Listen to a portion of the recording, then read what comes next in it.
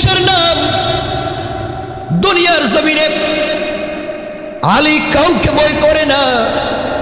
আমাকে আলী এতটুকুন ভালোবাসে, আলীর পায়ের ভিতরে একবার যুদ্ধের সময় তীর ঢুকে গেল। আল্লাহ এই কথাগুলা ফেরেশতাদের সামনে বর্ণনা করে বলতেছেন, ফেরেশতারা কোনোভাবে যখন তীর খোলা যাচ্ছিল না, কারণ আমার নবী জানাইয়া দিয়েছেন, সাহাবীরা শোনো, আলী যখন নামাজে দাঁড়িয়ে যাবে তখন তোমরা তীর খুলতে পারবে। আলী যখন সালাতে দাঁড়িয়ে যায় দুনিয়া ভুলে যায়, একমাত্র আমি আল্লাহ ছাড়া আর কারো কথা মনে থাকে না। এই আলী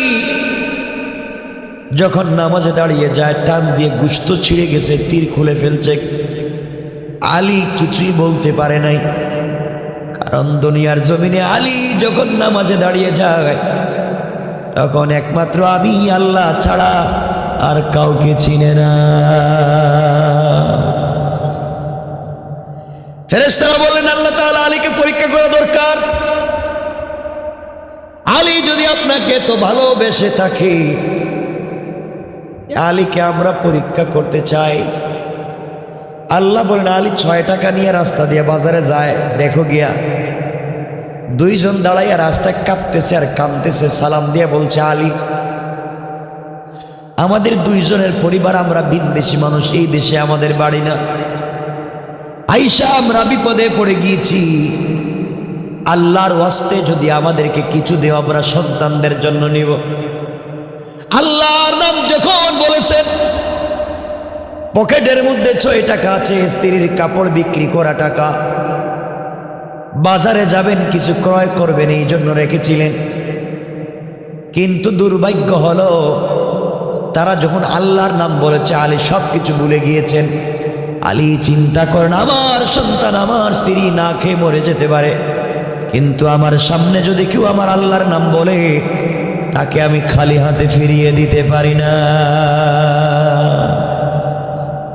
তিনি বললেন, শুনো রে, আমার আল্লাহর নাম যেহেতু বলেছো, তোমাদেরকে খালি হাতে ফিরিয়ে দেওয়া যায় না। এই কথা বলে 6 টাকা বের করে ওদেরকে দান করে দিলেন, যাও নিয়ে যাও। আমার বন্ধুগণ, আমি জানতে চাই, কাপড় ছিল, কাপড় আসেনি? কথা বলেন না কেন? কাপড়ও নাই, টাকাও নাই, খাবার কিনে নিয়ে যাওয়ার মতো ব্যবস্থা নাই।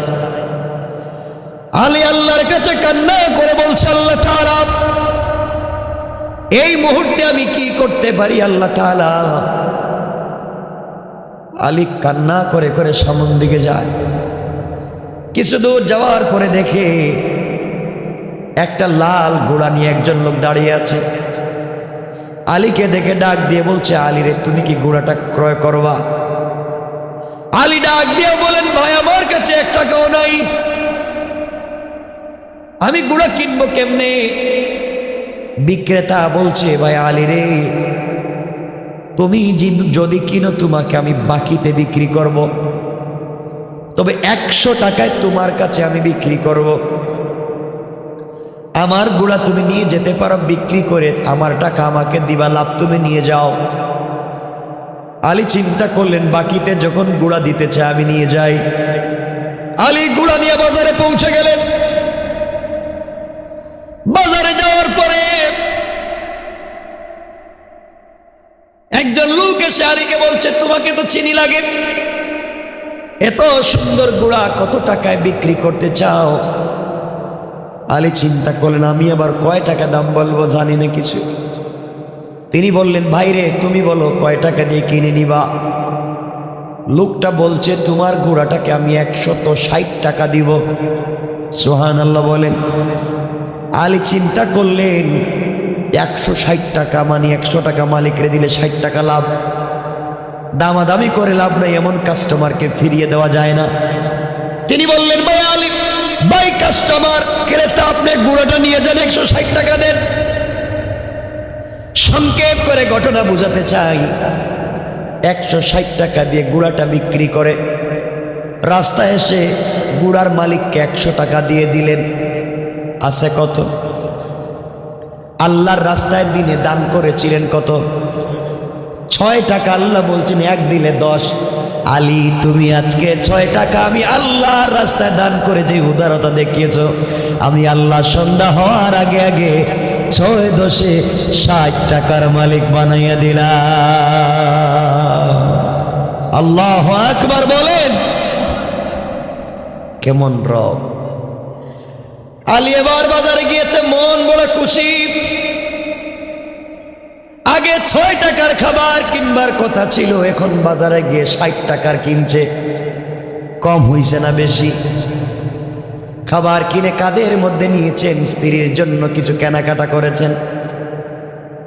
বাড়ির দিকে যান, কাঁধের মধ্যে বস্তা।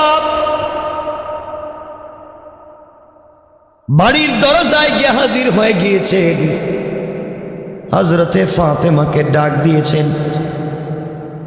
ফাতেমা দরজা খুলে বলছেন, স্বামী এই ব্যাপার, কি ব্যাপার? আপনার কাছে তো খাবার করতে গেল, বস্তা বস্তা খাবার, দেখা যায় এত টাকা আপনি কোথায় পেলেন? আমার কাপড় তো এত টাকায় বিক্রি হওয়ার কথা না, কাপড়টা তো পুরাতন। হযরতে আলী বললেন, ফাতেমা তোমার কাপড় আমি 6 টাকায় বিক্রি করেছি। ফাতেমা বললেন, স্বামীরে খবরদার করে ঢুকবা না, আমার ঘরে খাবার নিয়ে ঢুকবা না। তোমার কাঁধের মধ্যে যেই খাবার দেখতেছি এগুলা 6 টাকার না, এগুলা অনেক বেশি টাকার। যেই লোকটার পকেটে 1 টাকাও ছিল না, সে এত টাকা কোথায় পেল? ও স্বামী, আমি না খেয়ে মারা যেতে পারি, সন্দেহজনক কোনো হারাম খাবার আমি ফাতেমার ঘরে ঢুকতে দিব না। আগে বলো টাকা পাইছো কোথায়?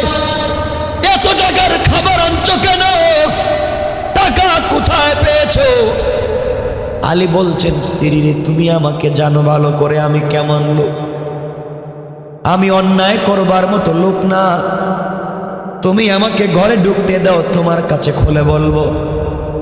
ফাতেমা বলছেন, না না, এখানে বলেন।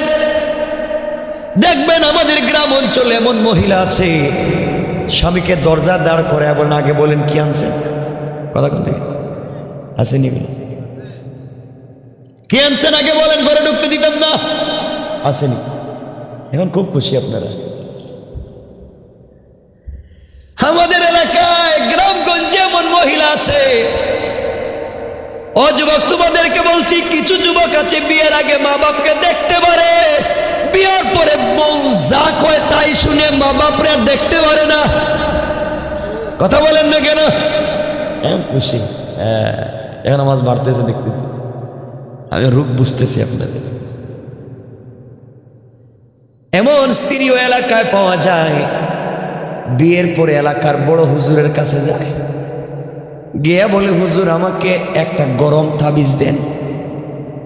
কি তাবিজ? ও কেমন গরম তাবিজ? আমার স্বামী যা ইনকাম করে টাকা পয়সা শুধু আমারে দেও, হের মা বাপরে যেন না দে, হের ভাই বোনরে যেন না দে। কথা বল না, ঠিক কিনা?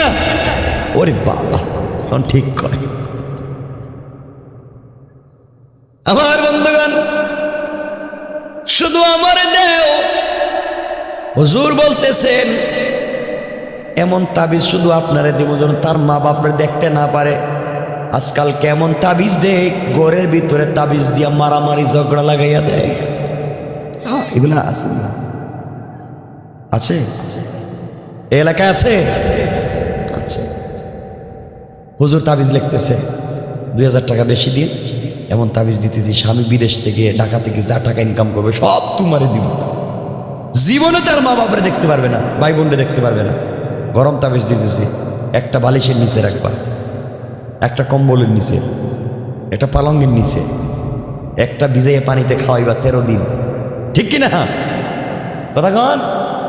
আর একটা আগুনের মধ্যে চুলাই দিবা, তো কলিজায় জলের ভিতরে জ্বলবো, ঠিক আছে নি? হ্যাঁ, একটা দিবা দরজার মুখের মধ্যে দিবা। আর আরেকটা তাবিজ, যে তাবিজ লেইকা দিছো এই হুজুরের কপালে ঠাডা পড়বার জন্য। কথা বলেন না কেন? এই তাবিজ লিখতে কইছে কেটা করবে? পরিবারের ভিতরে তাবিজ দিয়া শয়তানি লাগাইয়া মা বাবার মধ্যে ঝগড়া, স্বামী স্ত্রীতে ঝগড়া, ভাইয়ে ভাইয়ে ঝগড়া, পরিবারে পরিবারে ঝগড়া লাগাইয়া দিতে বলছে কে? কথা বলেন না কেন? এগুলা করেনি কেউ? এগুলা হালাল না হারাম? আমার বন্ধুগণ, আল্লাহর পয়গম্বর বারবার তুমি আমার কাছে জানতে চাইলা তোমার আগে কেমনে মেয়েটা জান্নাতে যাবে।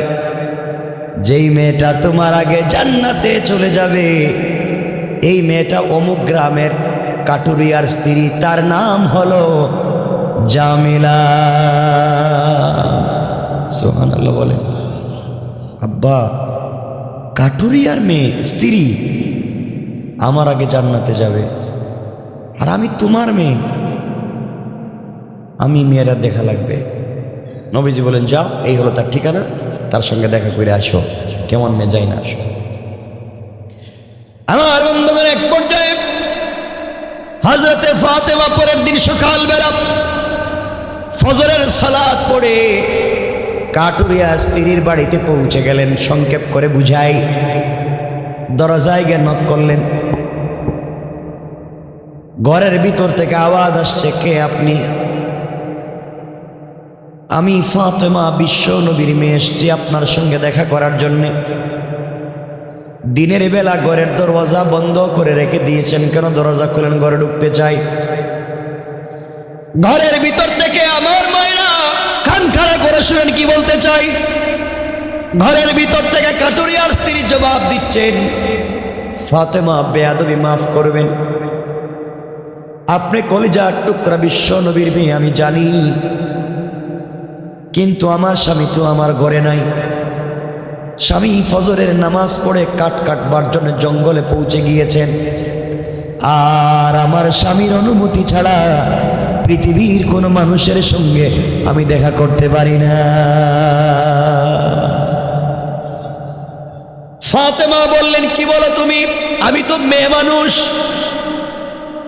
আমার সঙ্গে দেখা করলে তোমার পর্দা লঙ্ঘন হবে না, তাও তো আমি বিশ্ব নবীর মেয়ে। কাটুরিয়ার স্ত্রী বলছেন, ফাতেমা আমি জানি আপনার সঙ্গে দেখা করলে আমার পর্দা নষ্ট হবে না, বরং বরকত নিতে পারবো, কিন্তু আমার স্বামীর ইজাজত লাগবে, অনুমতি লাগবে। আমি আমার স্বামীর অনুমতি ছাড়া দুনিয়ার কারো সঙ্গে দেখাও করবো না, কোথাও বলতে চাই না। আমি আমার স্বামীকে এতটুকু ভালোবাসি, আমার স্বামী কাঠ কাটলে কি হবে? স্বামীর সঙ্গে জান্নাতে যেতে চাই,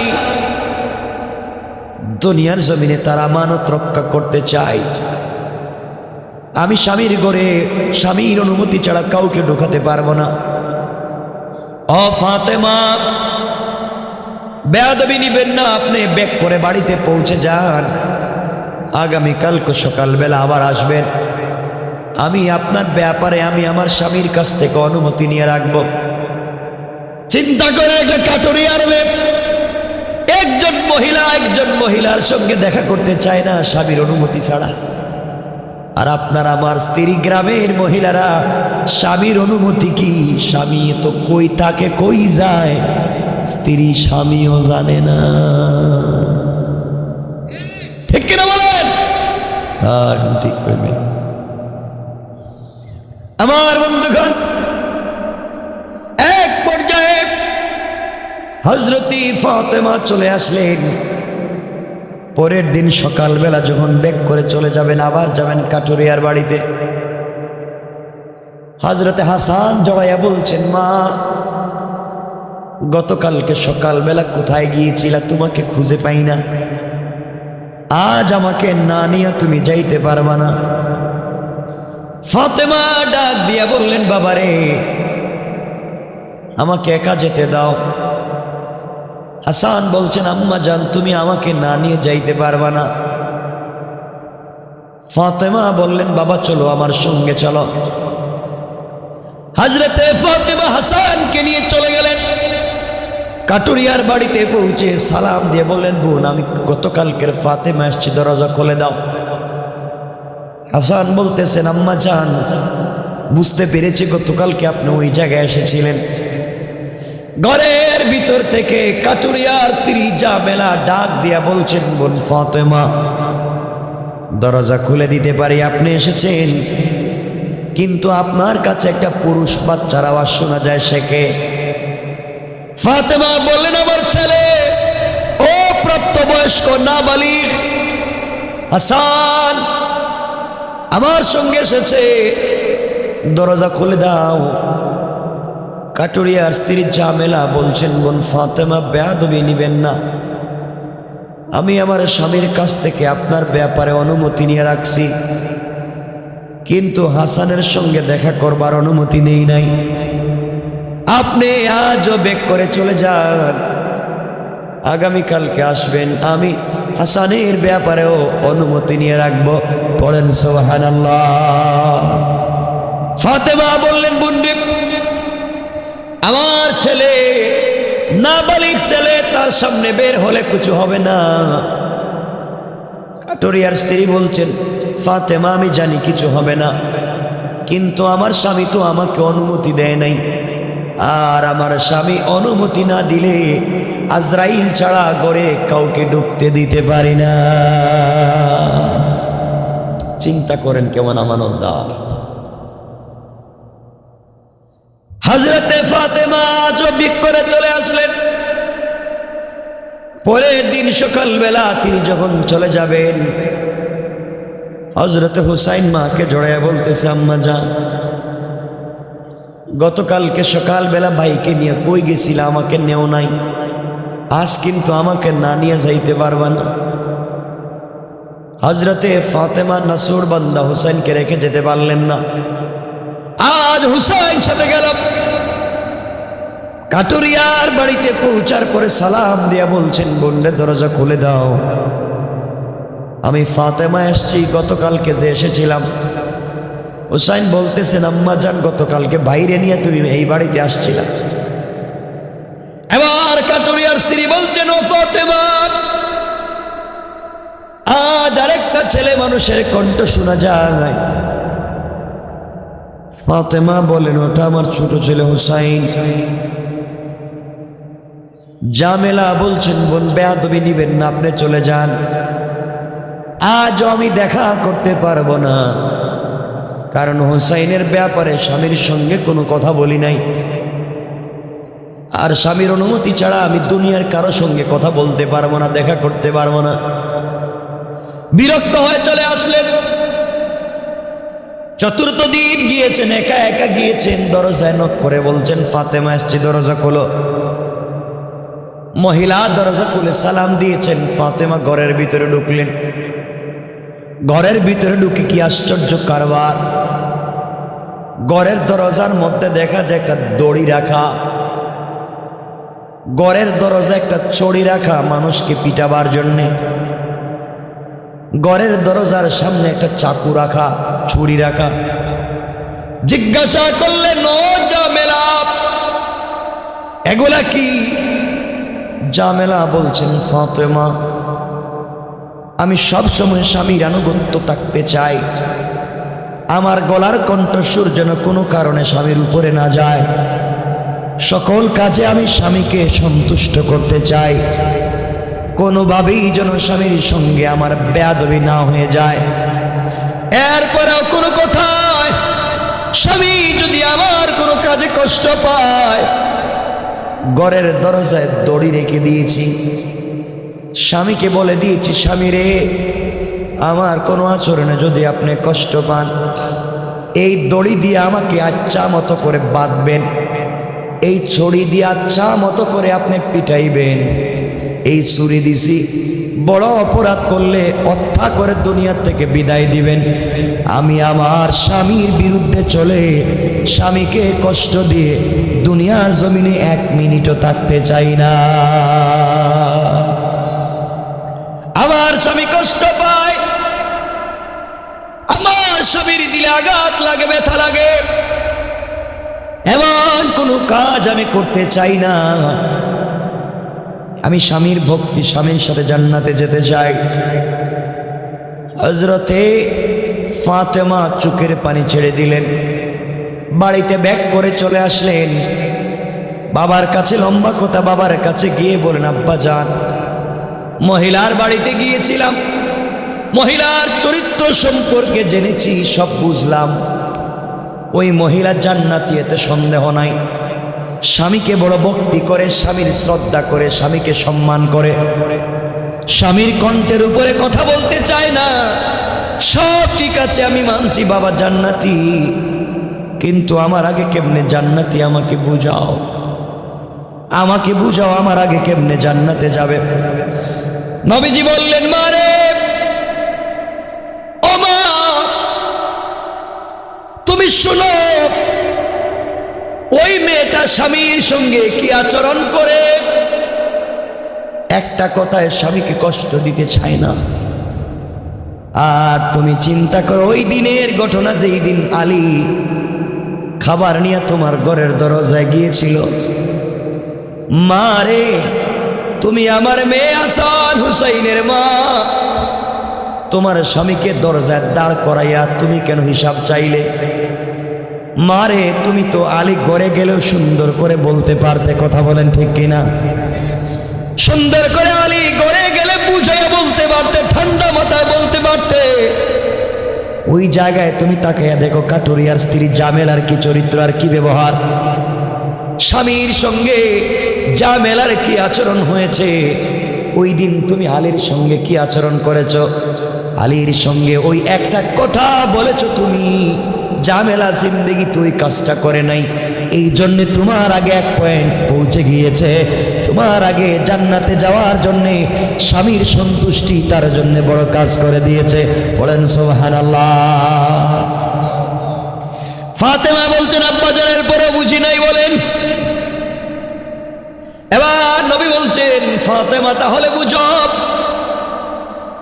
তোমার স্বামী আমার দেওয়া কাপড় 6 টাকায় যার কাছে বিক্রি করেছিল, যিনি 6 টাকা দিয়ে আমার দেওয়া কাপড় কিনেছে, দুনিয়ার সাধারণ ক্রেতা না, ওনার নাম হলো ইসরাফিল। ইসরাফিলকে আল্লাহ আসমান থেকে পাঠাইয়া দিয়েছিলেন, তিনি কাপড়টা ক্রয় করে নিয়ে জান্নাতে রেখে দিয়েছেন। আর তোমার স্বামীর কাছে যিনি লাল গুঁড়া বিক্রি করেছে, তিনি দুনিয়ার কোনো ক্রেতা নয়, তিনি হচ্ছেন আল্লাহর ফেরেশতা হযরতে জিবরাইল। জান্নাত থেকে লাল গুঁড়া নিয়ে এসেছে, আলীর কাছে বিক্রি করে দিয়েছে। আলী বাজারে গিয়া যার কাছে গুঁড়াটা বিক্রি করেছে, তিনি আল্লাহর আরেকজন রহমতের ফেরেশতা, তার নাম মিকাইল। তিনি গুঁড়াটা ক্রয় করে জান্নাতে নিয়ে রেখে দিয়েছেন। আর আমার দেওয়া কাপড়টাও জান্নাতে রেখে দেওয়া হয়েছে। মারে, তুমি যেই দিন জান্নাতের ভিতরে যাবে, আল্লাহ তোমাকে জান্নাতে যাওয়ার জন্য একটা গুঁড়া দিবেন। এই গুঁড়া হবে ওই লাল গুঁড়া। গুঁড়া চলতে গেলে তুমি থাকবে গুঁড়ার পিঠে, গুঁড়ার লাগাম লাগবে। ওই লাগাম হলো তোমার বিক্রি করা সেই 6 টাকার কাপড়। কোন সুবহানাল্লাহ। এই কাপড় হবে ওই দিন গুঁড়ার লাগাম। ওই গুঁড়ার পিঠে থাকবে তুমি সওয়ার। আমি যেমন গুঁড়ার পিঠে থাকবো, আমার গুঁড়ার লাগাম থাকবে বেলালের হাতে। মারে, তুমিও থাকবে গুঁড়ার পিঠে, আর গুঁড়ার লাগাম থাকবে কাটুরিয়ার স্ত্রী জামেলার হাতে। সুবহানাল্লাহ বলেন। বেলাল যেমন আমার আনুগত্য করে, আমাকে ভালোবাসে, জিন্দেগি শেষ করে দিল, বিনিময়ে আমার গুঁড়ার লাগাম ধরবার সুযোগ পেয়েছে। কাটুরিয়ার স্ত্রী জামেলা স্বামীর খিদমত করে এমন মর্যাদায় পৌঁছে গিয়েছে, আল্লাহ তাকে তোমার গোড়ার লাগাম ধরবার সুযোগ করে দিয়েছে। আমার মুসলমান বন্ধুগণ, গভীর মনোযোগ। আল্লাহর পয়গম্বর, আখিরি জামানার নবী জনাবি মুহাম্মদুর রাসূলুল্লাহ সাল্লাল্লাহু আলাইহি ওয়াসাল্লামের ইন্তেকালের পরে খলিফাতুল মুসলিমিন আমিরুল মুমিনিন হযরত ওমরের যুগ যখন চলে আসলো, এর আগে বিশ্বনবীর ইন্তেকালের পরে আবু বকর যখন মদিনার রাষ্ট্রের খলিফা, একদিন হযরতে আবু বকর সিদ্দিক রাদিয়াল্লাহু তাআলা আনহু মসজিদে নববীতে বসে আছেন, হযরত ওসমান বসে আছেন, আলী বসে আছেন, আমার বসে আছেন। ওই সময় আমার হলেন এই রাষ্ট্রের প্রধান বিচারপতি, আমার হলেন প্রধান বিচারপতি, আর খলিফা হলেন হযরতে আবু বকর সিদ্দিক। ওসমান এসে বলছেন, খলিফাতুল মুসলিমিন আমিরুল মুমিনিন হযরতে আবু বকর, আপনার কাছে একটা বিষয় জানতে এসেছি আমি। বিষয় হলো আমি জানতে চাই এই রাষ্ট্র কি দিয়ে চলে। আমিরুল মুমিনিন হযরতে আবু বকর সিদ্দিক ডাক দিয়া বললেন, ভাই ওসমান রে, এই রাষ্ট্র চলে কোরআন দিয়ে, কোরআন হচ্ছে আমাদের সংবিধান। ওসমান ডাক দিয়ে বললেন, ভাই আবু বকর জানতে চাই, রাষ্ট্রের কোন নাগরিক যদি না খেয়ে মারা যায় আপনি কেমন জবাব দিতে হবে? আবু বকর দাঁড়িয়ে বললেন, ভাই ওসমান রে, আমার রাজ্যে যেই রাজ্য কোরআন দিয়ে চলে, যেই রাজ্যের ভিতরে 5 ওয়াক্ত নামাজের ইমামতি রাষ্ট্রপতি করে, ওই রাষ্ট্রের ভিতরে একটা কুকুর যদি না খেয়ে মারা যায়, একটা কুকুর যদি অসুস্থ হয়ে চিকিৎসার অভাবে মারা যায়, আমি জানি এই কুকুরের কারণে আল্লাহর কাঠগড়ায় আমাকে জবাবদিহি করতে হবে। কোন সুবহানাল্লাহ। ওসমান ডাক দিয়ে বললেন, ভাই আবু বকর, তাই যদি হয়ে থাকে,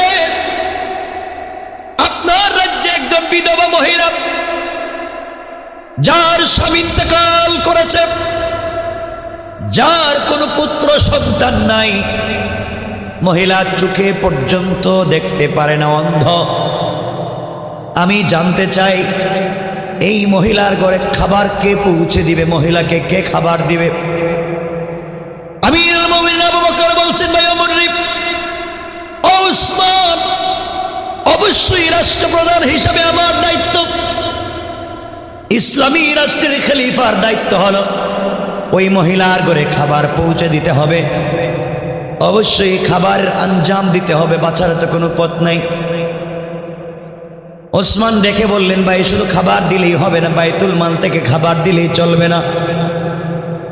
মহিলা চোখে পর্যন্ত দেখতে পান না, বৃদ্ধা হয়ে গিয়েছেন, তার ঘরটা পরিষ্কার করবার জন্যে, তার রান্না বান্না করে দেওয়ার জন্যে, কাপড় ধুয়ে দেওয়ার জন্যে একজন খাদেমের প্রয়োজন, কর্মচারীর প্রয়োজন। আমি জানতে চাই আপনি কি কোনো কর্মচারীর ব্যবস্থা করতে পারবেন? আমিরুল মুমিনিন আবু বকর বলছেন, ভাই ওসমান রে, আমি আমার বাইতুল মাল থেকে খাবারের ব্যবস্থা করতে পারি, কিন্তু খাদেম দেওয়ার মতো লোক আমার কাছে নাই। হযরত আমার প্রধান বিচারপতি চিফ জাস্টিস দাঁড়িয়ে গেলেন, সালাম দিয়ে আবু বকরকে ডাক দিয়ে বললেন, খলিফাতুল মুসলিমিন আবু বকর, আপনি এই রাজ্যের খলিফা, আমি রাজ্যের প্রধান বিচারপতি, আপনার কাছে আমি জানতে চাই, এই মহিলার খিদমত করতে হবে, খাদেম লাগবে। আমি আজ থেকে আমি প্রধান বিচারপতি, আমি রাষ্ট্রের সকল কাজ করবার পরে বিনা টাকায় নির্বেজাল আল্লাহকে পাওয়ার জন্য আমি ওই মহিলার ঘরের খাদেম হয়ে যেতে চাই। আল্লাহু আকবার বলেন। একজন প্রধান বিচারপতির কথা বলছি, প্রধান বিচারপতির কথা বলছি। আবু বকর বলছেন, ভাই ওমর রে, আপনি রাষ্ট্রের প্রধান বিচারপতি, আপনার অনেক দায়িত্ব রয়েছে, আপনি একজন বিধবা মহিলার খিদমত করবেন, আপনি এক মহিলার ঘরে রান্না করে দিবেন, কাপড় ধুয়ে দিবেন, ঘর মুছে দিবেন। আপনি কি জানেন আপনি ইসলামিক রাষ্ট্রের প্রধান বিচারপতি?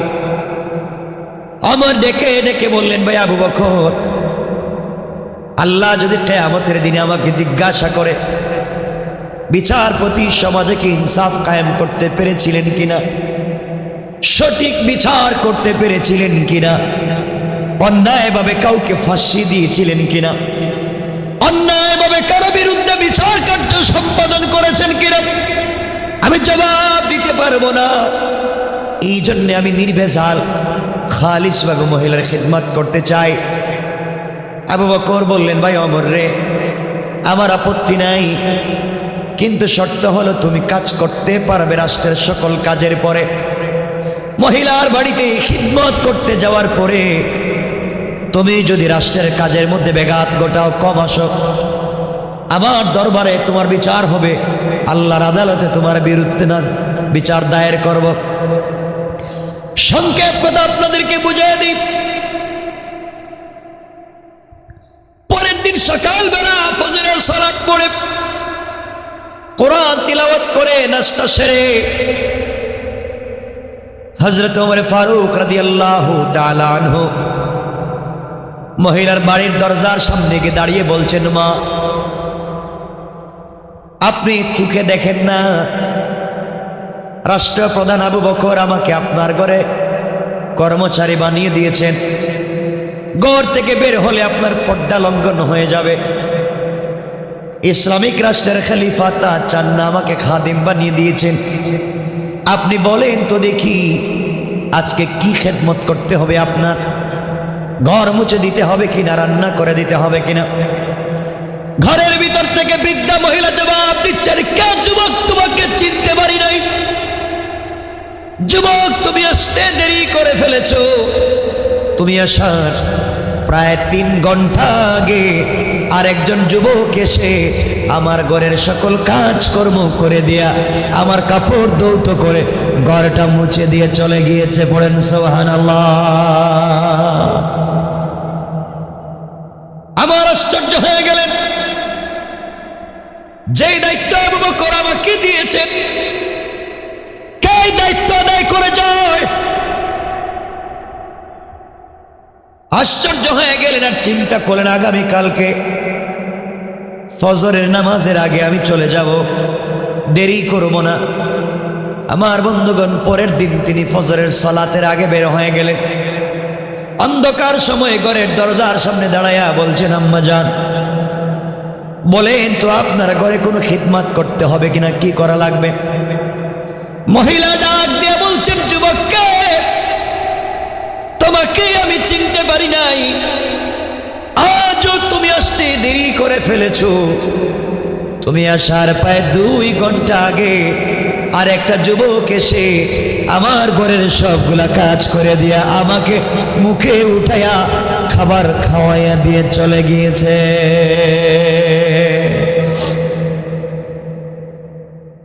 কথাগুলো দিল দিয়ে শোনেন। আমার আশ্চর্য হয়ে গেলেন, সে কে? যেই দায়িত্ব আমাকে দেওয়া হয়েছে এই দায়িত্বকে আদায় করে দিয়ে চলে যায়। এত বড় লোকটাকে চিন্তা করলেন, আগামীকালকে তাহাজ্জুদের সালাতের আগে যাব, তরবারি কুশমুক্ত করলেন, কে লোকটাকে শরীর থেকে মাথা আলাদা করে দেব? আমাকে আবু বকরের দরবারে দাঁড় করাতে চায়, আল্লাহর আদালতে আসামি বানিয়ে দিতে চায়, আমাকে বাঁচতে হবে। পরের দিন তাহাজ্জুদের সালাতের আগে ঘর থেকে বের হয়ে গেলেন, চলতে লাগলেন, ঘরের দরজার সামনে পৌঁছে গেলেন, প্রায় কাছাকাছি। তরবারি কুশমুক্ত করলেন, হঠাৎ করে তাকাইয়া দেখেন ঘরের ভিতর থেকে আস্তে আস্তে করে একটা ছোট্ট পা দিয়ে কে যেন ঘর থেকে বের হয়ে চলে যায়। সন্দেহ হলো কে আবার যায়, অন্যায় করতেছে কে? গভীর রাত্রে একজন বৃদ্ধা মহিলার ঘর থেকে কে বের হয়ে যায়? আমার বলছেন, যুবক, খবরদার, দাঁড়িয়ে যাও। আমি আবার বলছি, সুন্দরবনের মানুষ যেইভাবে বাঘের গর্জন চিনতে পারে, বাঘের আওয়াজ চিনতে পারে, মদিনার মানুষ ওমরের গলার আওয়াজ চিনতে পারে। ওমর বলেছেন, যুবক, কে? দাঁড়িয়ে যাও। আমি ওমর বলছি, গভীর রাত্রে তুমি মহিলার ঘর থেকে বের হচ্ছ, তুমি কে? যদি তুমি না দাঁড়িয়ে যাও তোমার শরীর থেকে আমি মাথাকে আলাদা করে দেব, বাঁচতে হলে দাঁড়িয়ে যাও। কে তুমি? আমাকে আবু বকর আদালতে দাঁড় করাতে চাও? আল্লাহর আদালতে আসামি বানিয়ে দিতে চাও? কে? দাঁড়িয়ে যাও। যুবক দাঁড়িয়ে গিয়েছে। হযরতে ওমর তরবারি খোলে ভিড় করে সামনে যায়, তরবারি দিয়ে আঘাত করবে। এমন সময় চেহারার দিকে তাকায়া নিজে বরদাস্ত করতে পারলেন না, হাত থেকে তরবারি ফেলে দিলেন, চোখের পানি ছেড়ে চিৎকার করে কান্না শুরু করে দিলেন। চেহারার দিকে তাকায়া দেখেন সে আর কেউ না, তিনি হলেন এই রাষ্ট্রের খলিফা হযরতে আবু বকর।